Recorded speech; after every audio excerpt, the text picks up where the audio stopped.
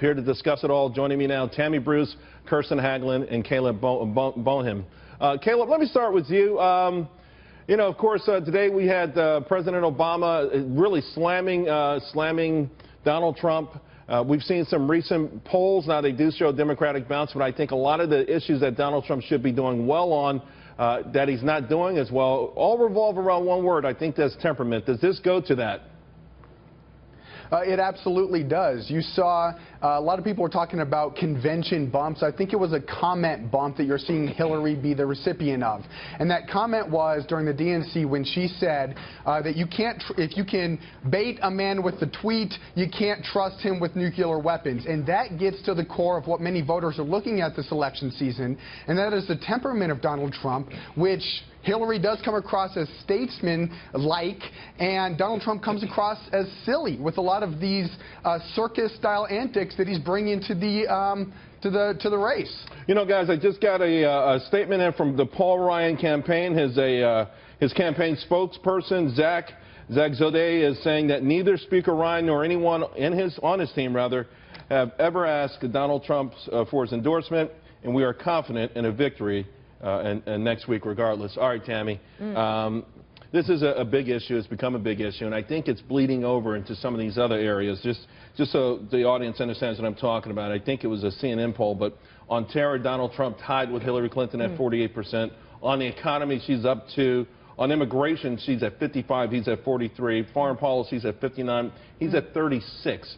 These are mostly, largely in his wheelhouse. I don't think the American public doesn't think he's not good on these things. I think it's coming down to that issue of temperament, that magical word that I don't think has gone away. I think that issue, they've wanted to make temperament an issue from the beginning, and Donald Trump slayed 17 other individuals who are running for president. I think that this is also what we should expect from the establishment right after the conventions. It's amazing, isn't it, how suddenly Donald Trump's numbers are so dramatically different. What we know from like the CBS poll is they begin to weight them, and they weight them adding more Democrats in, less Republicans, even though it's not a reflection of the electorate. So while polls at this point near the conventions, I'd say dismiss anyway, you can't dismiss the fact that the media and even Pat Caddell, very respected Democratic pollster, sure, of course a contributor here at sister station Fox News, talked about how Reuters is literally cooking their own books, changing even their website and going back to other polls to change them to benefit Hillary. At this point, the polls do not matter. It gives you maybe a little bit of a perspective, but they're weighting the polls now to change the nature of the dynamic.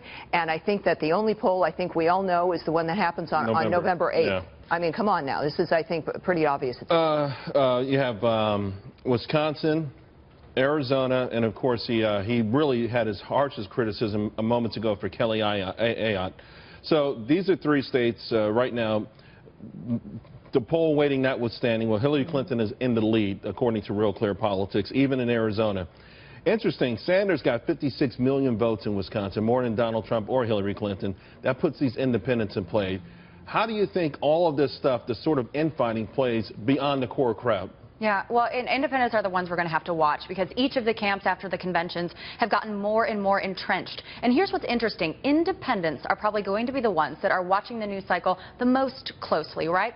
And as Donald Trump stays in the news with all these comments, with his continual bluster, even today at his press conference, he made news again with kicking that baby out. I think that was a joke. But it looked bad for him, right? He had a smirk on his face. That was a joke. Yeah, but even so, but a lot of independents, though, when they're sensitive to those kinds of things. And obviously, there are much more serious issues with the cons and all that. Yeah. But they're the ones that if Donald Trump keeps doing this with this bombast and make these comments, which seem unserious in the moment, but make his temperament look bad, they're the ones that are going to be saying, I don't think so. And Hillary Clinton, when she's not in the news cycle, she does look more stable. Now,